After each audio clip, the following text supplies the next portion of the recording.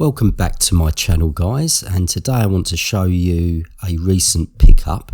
I got this a while ago actually, but just didn't get around to making the video. So this is the TurboGrafx-16 Mini. As we're looking at the box there, and yeah, really excited to have got this. They released several versions of this, so this is obviously based on the American version of the TurboGrafx-16, and they released the I do believe the PC Engine Mini as well, so the classic Japanese style games console, but they're pretty much the same thing, apart from they look a little bit different. They play pretty much the same games and everything else. There we have all of the games featured on the back. This actually has PC Engine games as well. Some games did come out on sort of all regions in the US and in Japan and Europe. I believe there was a model that was released in Europe, but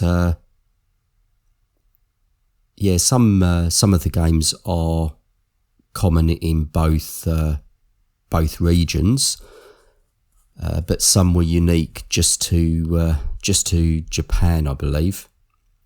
So there we have the manual.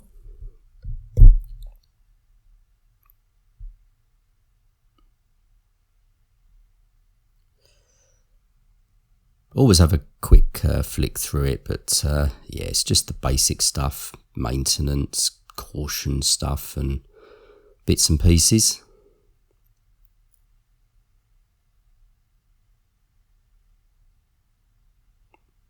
I actually got this from Amazon. I ordered this from Amazon, and after I ordered it, I was a bit sort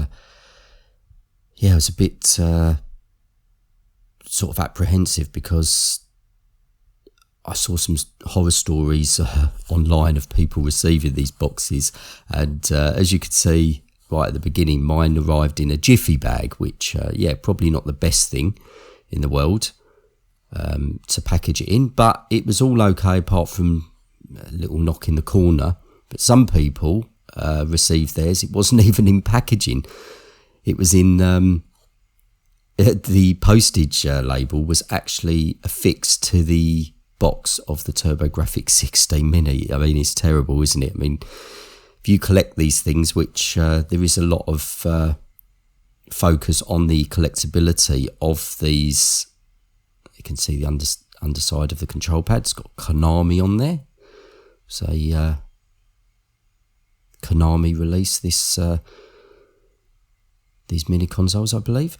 But yeah, if you wanted to collect them and wanted the box intact and everything else, an Amazon postage label on the front isn't good, because sometimes they're a nightmare to get off as well without leaving the residue on the box. So there's the charging cable. Like most of these mini consoles, that's the SNES and the NES Mini. They only supply the charging cable, but not the power brick adapter or plug adapter, which is a bit of a pain, because the I believe the voltage or amperage required to power these devices isn't consistent. It does change, or is different between the mini consoles. I generally use the SNES one. I find that's fine. I believe it's the 5 volt 1 amp, so I do believe that powers most of these. So there we have the actual unit itself, the TurboGrafx-16 Mini.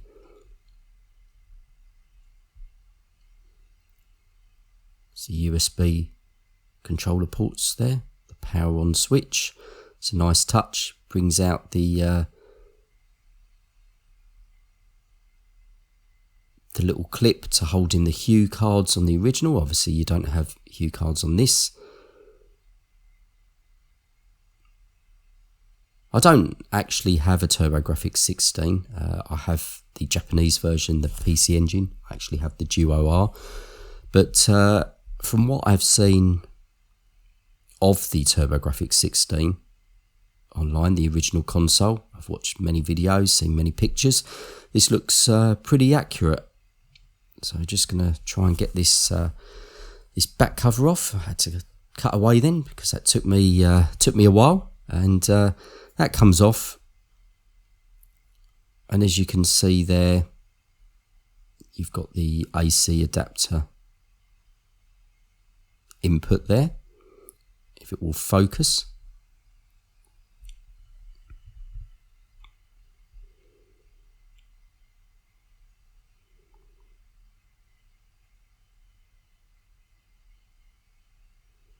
So yeah, that plugs in there.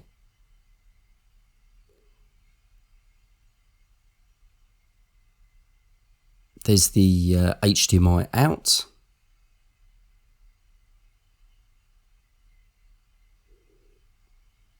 It came with the HDMI lead. They usually supply those with these mini consoles.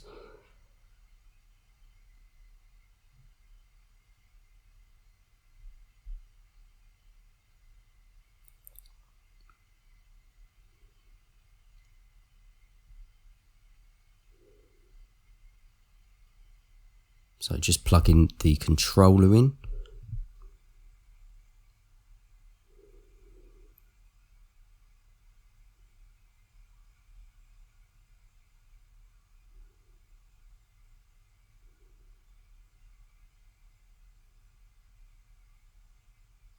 Just for comparison reasons really, and just wanted to give you guys a bit of an overview. There's the PC Engine Duo R.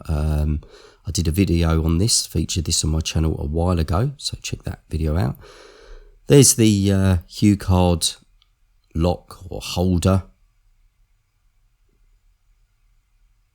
on the original, and on the TurboGrafx-16 Mini. That little metal whatever switch on the PC Engine Duo R is the this has been modded, so that switches the region because these were region locked, these cards. To help if I undid the Hue card lock, push that in, that's Operation Wolf, that's just a Hue card, just showing you guys as an example what you actually did with these.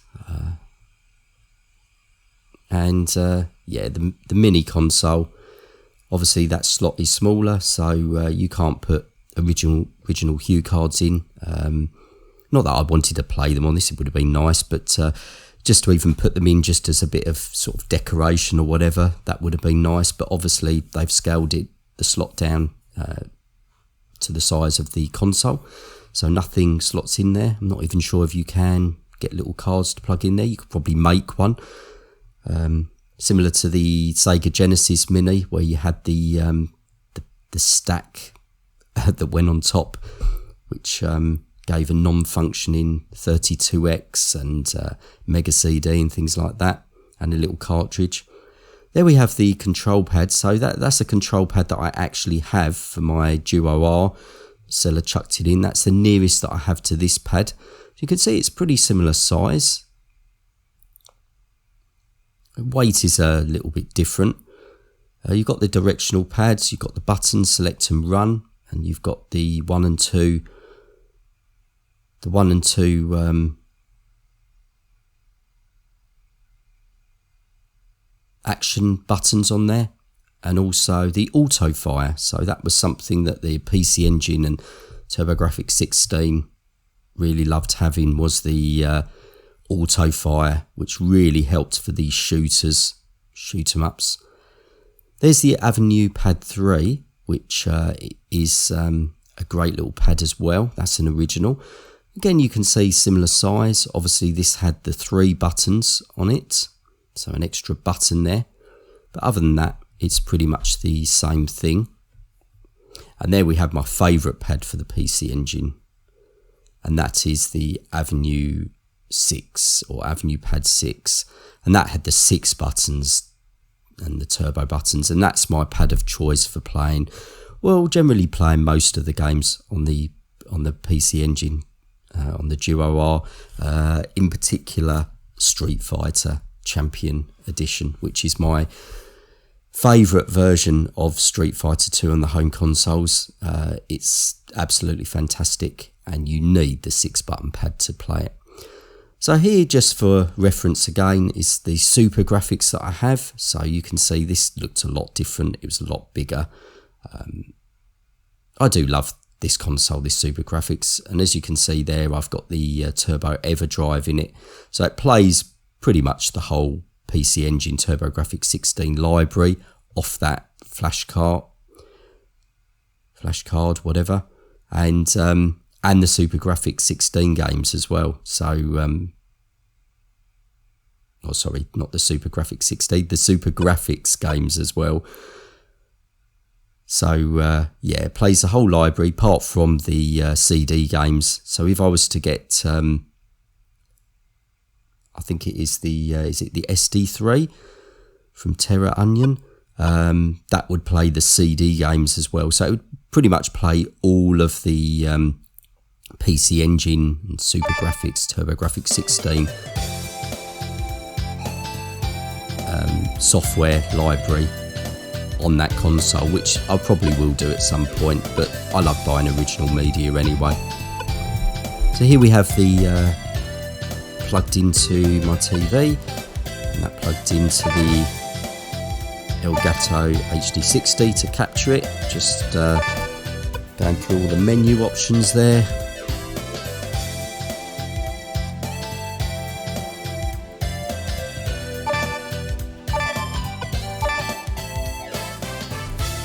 So you've got the usual display settings which you get on all these mini consoles, just to change the look and feel of how you play these games. Generally I'll leave it on the default, which is pretty decent, or I might add scan lines every now and then, but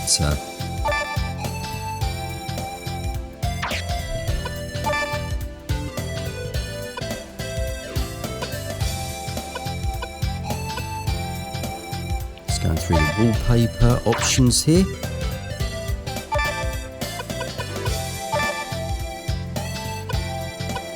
Okay, so you can see there, you've got the, you can change the design, PC Engine CoreGrafx. So yeah, the PC Engine CoreGrafx was released in throughout Europe, so I do believe. And the PC Engine in Japan.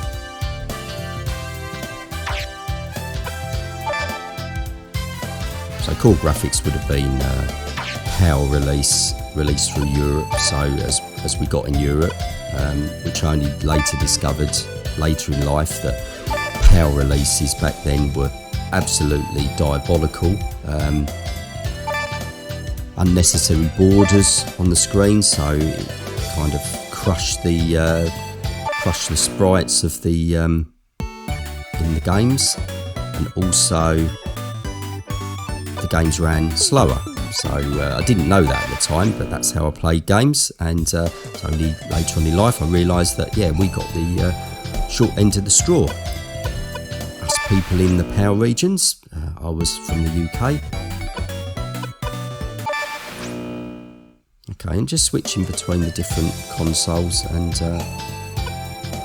console appearances. So back to the TurboGrafx-16 Mini, as this is a TurboGrafx-16 Mini version. So just going through the games there.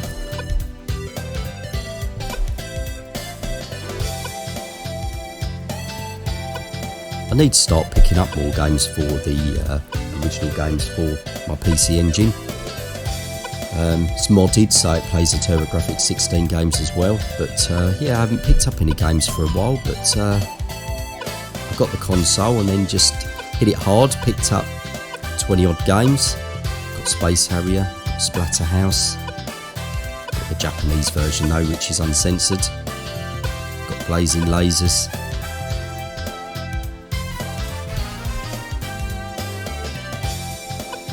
Not sure about this music on this menu, don't particularly like it, but It's good to have something.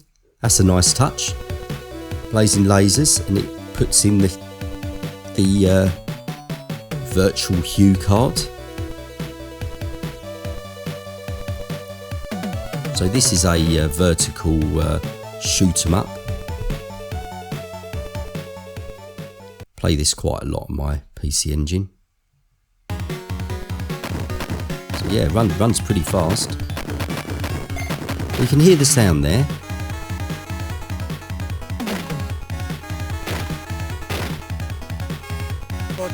Sounds a little bit sort of muffled, but I can confirm this is original. This is emulated faithfully to the original because the original sounds the same. I remember when I got the original car, I thought, is it meant to sound like this, or is there something wrong with this cartridge? Not cartridge, hue card. I've got to stop calling it cartridges. But no, it is meant to be like that. This runs pretty good actually. Plays just like it would on an original console.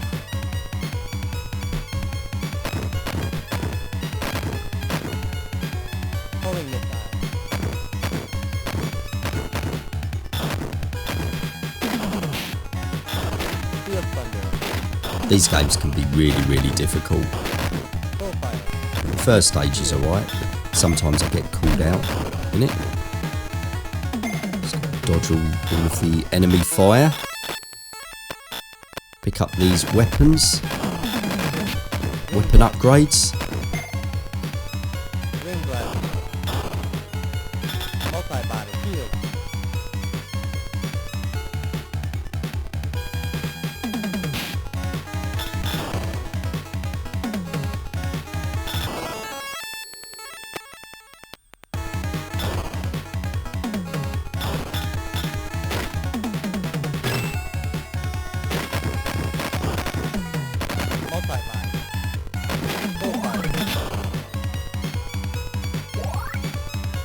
The thing I love about these old games is you can just put them on for 10-15 minutes if that's all you've got time to play a game, or you just want to play a bunch of games and just go through them, and you don't have to commit a lot of time to them, unlike the modern era of gaming. Don't get me wrong, I love modern games, but yeah, sometimes you just want to put the retro games on and play them. I did stage 1 there, it wasn't too bad.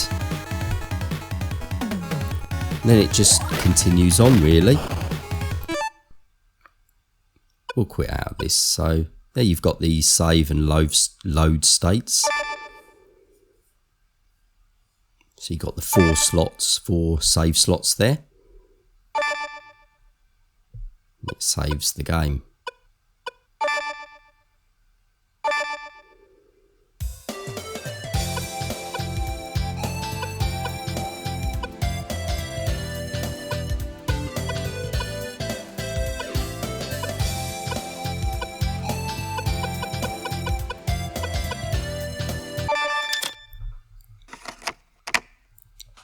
Bonks Revenge. Now, I don't really have much experience with this game, but you're this, not sure what you're meant to be. It's a giant-headed baby by the look of things, but got different options there. I don't own the original hue card, so yeah, it's like a cutesy platformer.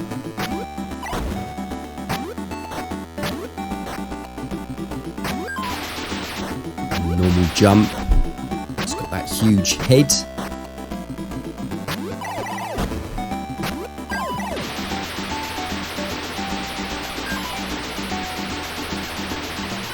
Go up this waterfall.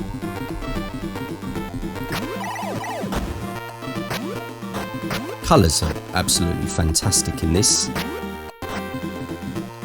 Like I said, I don't own the original hue card of this, so I think I may have once or twice had a little go off the EverDrive, I'm not too sure.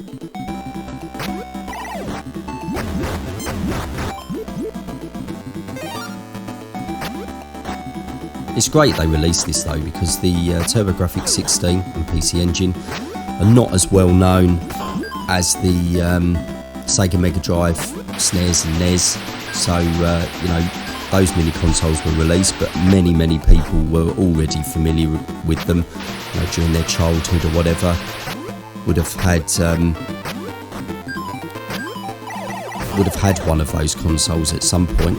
I know I did. I had the SNES and Mega Drive. I had a NES, but the TurboGrafx-16 PC Engine, many people generally had them. I think I knew one person that did. So yeah, it's great that you get to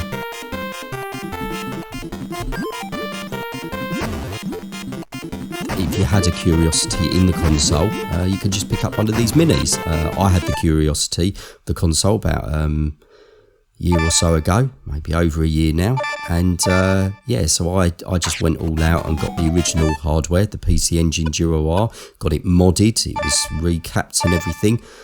So yeah, that was great, so I could play the Hue cards and the CDs, and yeah, fantastic purchase. Really happy to have that. Need to start playing it more, really. So that was Bonks Revenge. Let's go through the other games. So there's Ninja Spirit. It's in the Hue card again. This is another one I haven't got much experience of. Music's pretty good though. Graphics pretty good.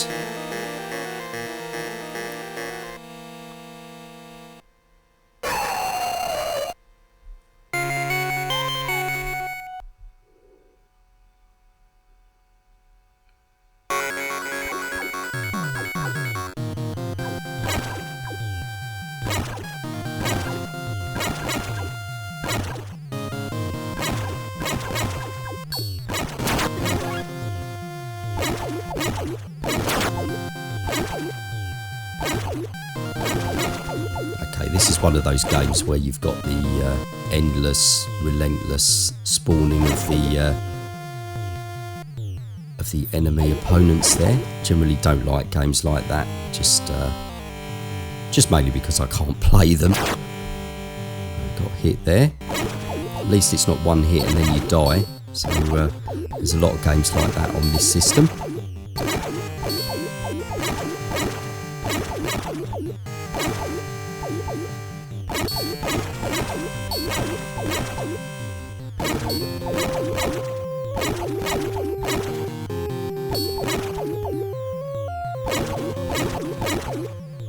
Love the music in this game, it's really good. Visuals are good as well.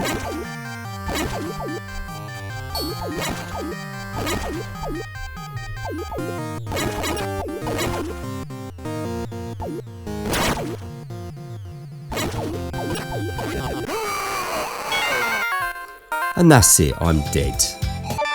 So we'll come swiftly out of that one. We'll put on one of my favourite games on the system. This is Splatterhouse. So this is going to be the American version. So it is censored. Some of the scenes in this, I do believe that. He's got the intro scene, and also his mask as well. Look, you can see he's got a pink or reddish mask on. And in the original Japanese version, he had the just the normal white greyish hockey mask on. So yeah, he looked like Jason from Friday the 13th. And I guess when they released it in America, they didn't want to be I don't know, sued or get into trouble or whatever. So yeah, they just changed a few bits to make him not look quite like Jason, but he still does look like Jason, which is quite funny. But I have the uncensored version of this game. I've got the Japanese version. So this version I'm not too familiar with. I do believe there are some differences in the levels, but I'll try my best. Splat.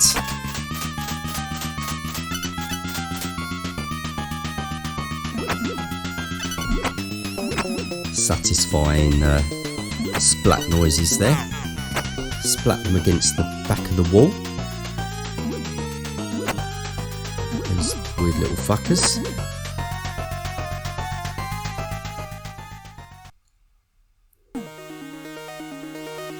Okay. So this is the boss. Try this little trick. Stay in the corner. Just use the kick. Sometimes I get you though.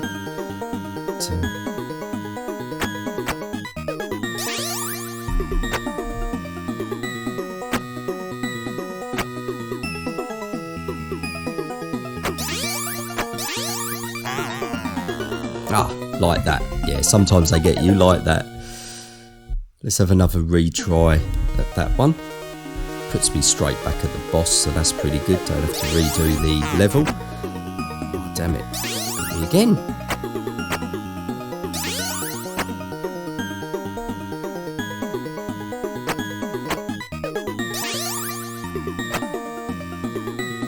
I find with the Splatterhouse games, it's just learning the pattern of the enemy. I think the furthest I've ever got though is probably stage 3. I think that's the furthest I've ever got.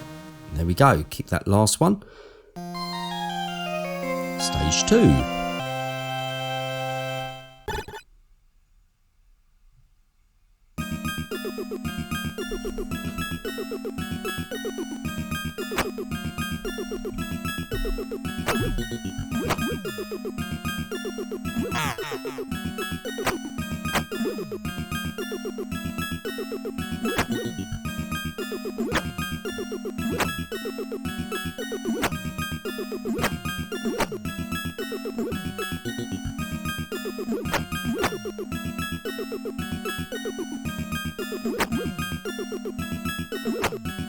Guts all fall out when you hit those hangers. Look at that. Got to be careful not to step in it though, because it can harm you. Oh, well it didn't then. Oh, I remember this bit. This bit's dodgy. You die on this bit.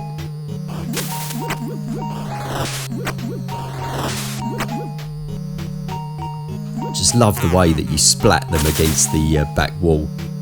Those spiked mine things, or whatever they are. No, they're just not mines. They don't explode. They're just spiked balls that float along. Fucking annoying. Look at this. Can't even jump over them. Oh, well, that was poor, wasn't it? We'll come swiftly out of that one. Gone into Space Harrier. I've changed the view as well. So it looks like you're playing this on the TurboGrafx, and this was actually the handheld device. I don't have one of these. They do go for quite a bit of money these days. You need them recapped and everything. People do the screen mods on them, so works out quite pricey. But yeah, I've put on the old. I do believe we've got some scan lineage there. Going along, Space Harrier. Most familiar with this game. I believe it was on the Master System or Sega Mega Drive. One or the other. So yeah, I used to play it on that pretty much all the time. For a while it was generally my only game. I've not played it for some time, but yeah, I own the original cue card of this.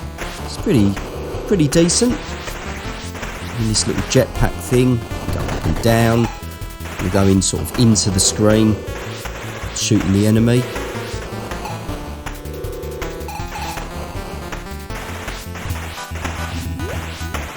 So this is the end of level boss, this is the dragon, and it's game over. So, come out there. Just doing a quick testaroonie of these, of the PC CoreGrafx games now.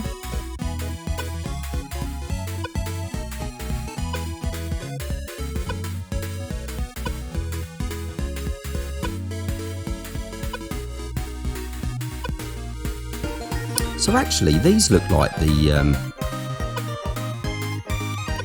Japanese version of games, don't they? So I could have got that wrong earlier. Perhaps the PC, you need to check. CoreGrafx was released in Japan. I thought it was just the PC engine, but I could be mistaken. Had Snatcher there. Great game. This one I recognise. Fu. Yeah, I do believe this one's China Warrior in the US. Huge character sprites in this. That's the appealing factor of this game. But literally, you go from from the left to the right. You automatically scrolled along. You kick and punch. You can jump. Obviously, looks like Bruce Lee. This game could have been so much better, in my opinion, because of the detail in the character sprites. But I still like playing this every now and then. Obviously, I'm total shit at it, as you can see here.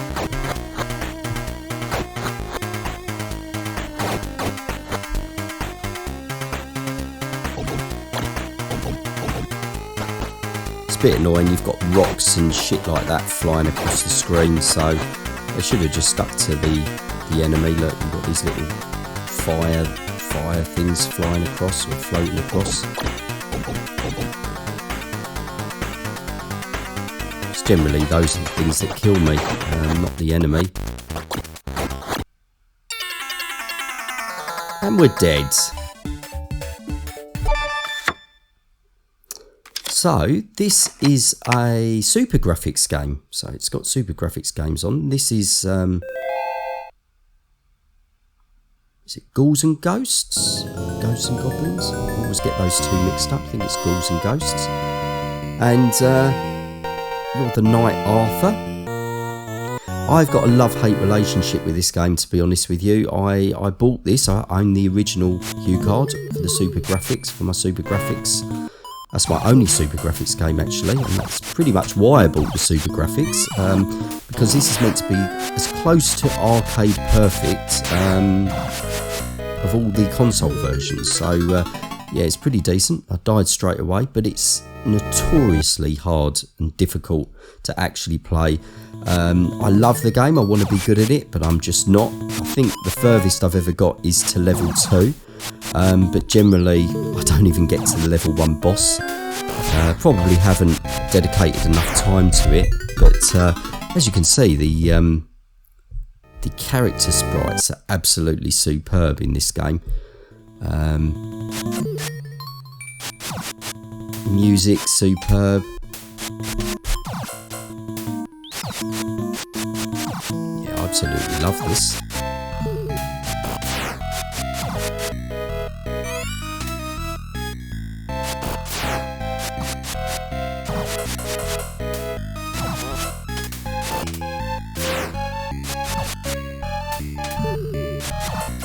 Doing a bit better this time. Probably still die, but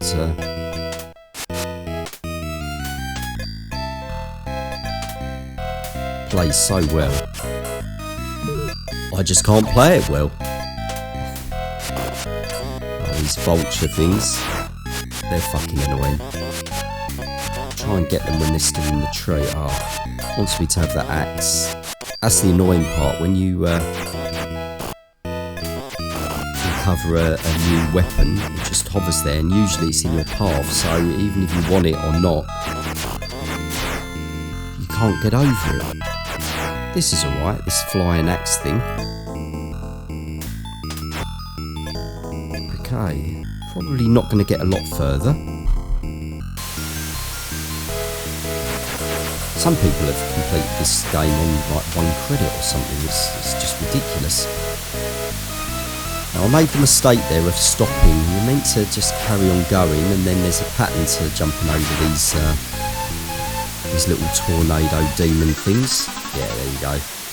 I was stuffed as soon as I stopped there. So that's as far as I got with that one. We've got Star Soldier there, Superstar Soldier. Really familiar with this one. This is another vertical shooter. Looks exactly like Blazing Lasers, really.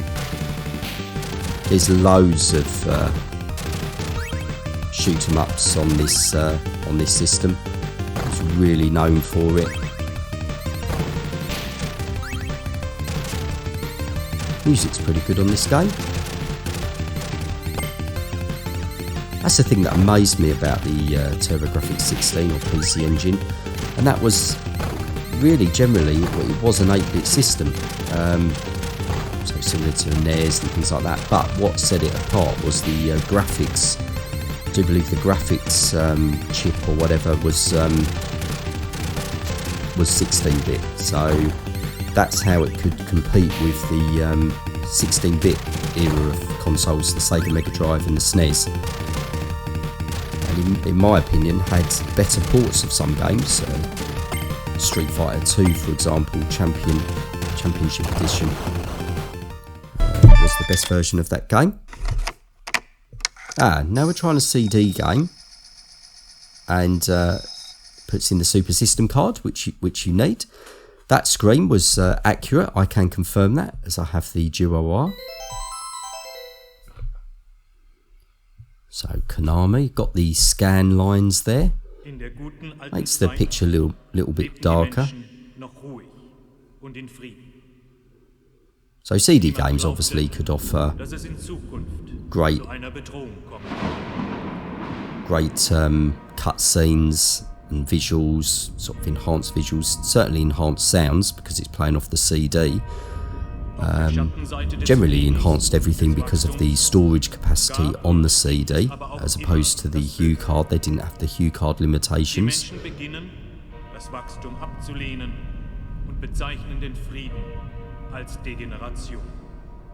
This sounds German. It's got the Japanese subtitles, but it definitely sounds German to me. I could be wrong, but yeah.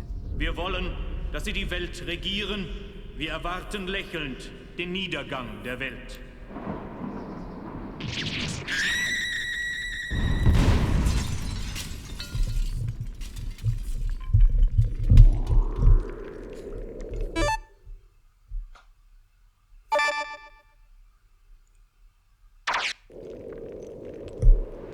Nach 100 Jahren ist der Böse wieder auferstanden. Er kann sich in eine Fledermaus, einen Wolf und Nebel verwandeln. Er liebt die Nacht. Er schlürft das Blut von jungen Frauen und lebt ewig. Der Burgherr des Teufelsschlosses. The intro goes on for a bit of time, doesn't it? Bösen, Graf Dracula ist auferstanden.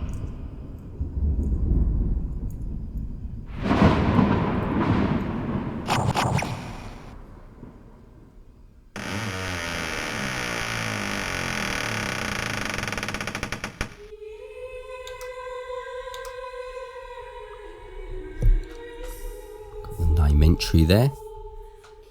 So this is Dracula X, well-known game on the PC Engine, or Castlevania, is it Rondo of Blood, I do believe. Highly sought after actually on the original media, original CD. Can go for a few $100s. I would like to get a copy, but there's a lot of reproductions going around at the moment, so got to be careful. But I would like a copy of this game. Never been great at the Castlevania games. The one that I've played the most is Castlevania Symphony of the Night on the PlayStation 1.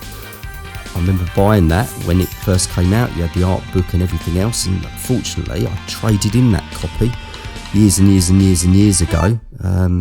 One of my biggest regrets. I wish I had kept that game, to be honest with you.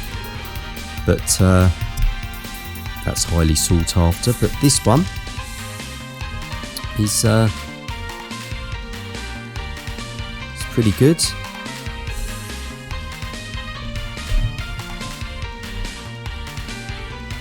Cutscenes are done pretty well.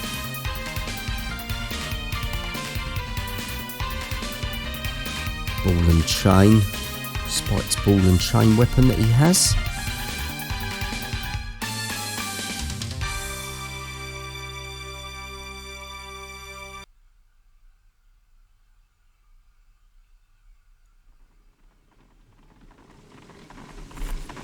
Okay, let's play a bit of this game. Probably not going to be good at it, but I'm shit at most games. until I've played them for a long time. But we'll go on stage 0, the prologue.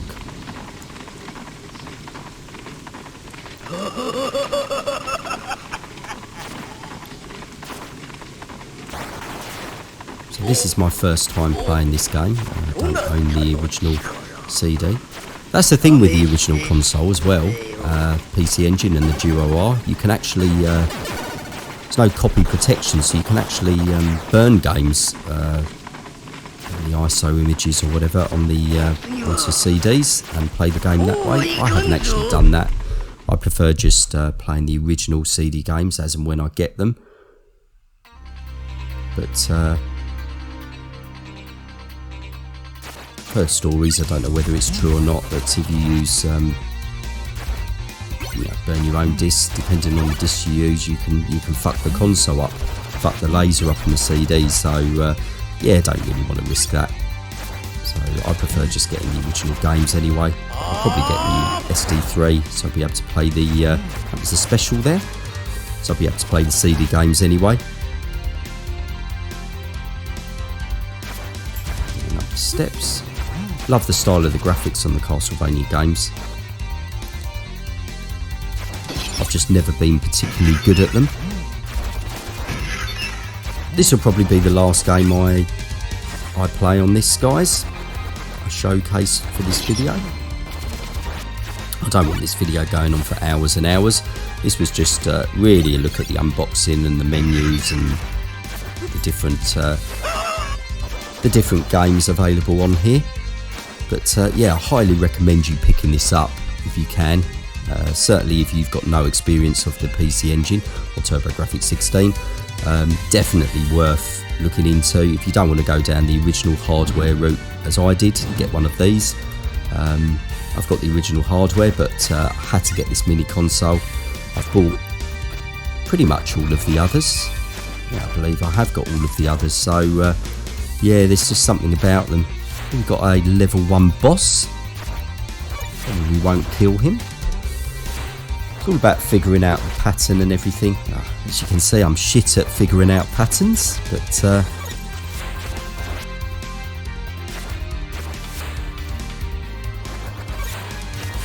come on.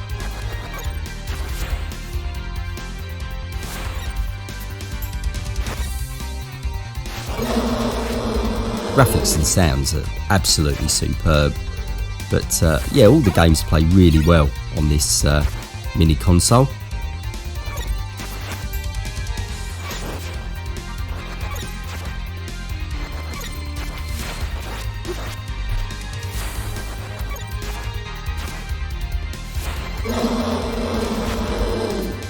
And that is that little mini boss killed. It's at the end of the level. Looks like it was the mini boss.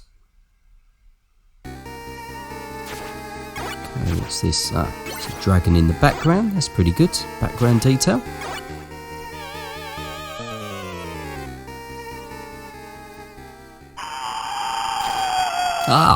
He comes to the foreground. That's pretty good.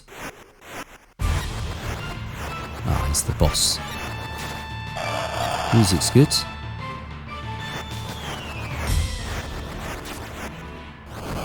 Hope you enjoyed this video anyway, guys. If you did, please like and subscribe. Sort of motivates me to make more videos. Have some more unboxings coming up actually. Bought a few new bits and pieces recently, and that's it. I am dead. So I'm going to continue by the look of things. Give this one more go.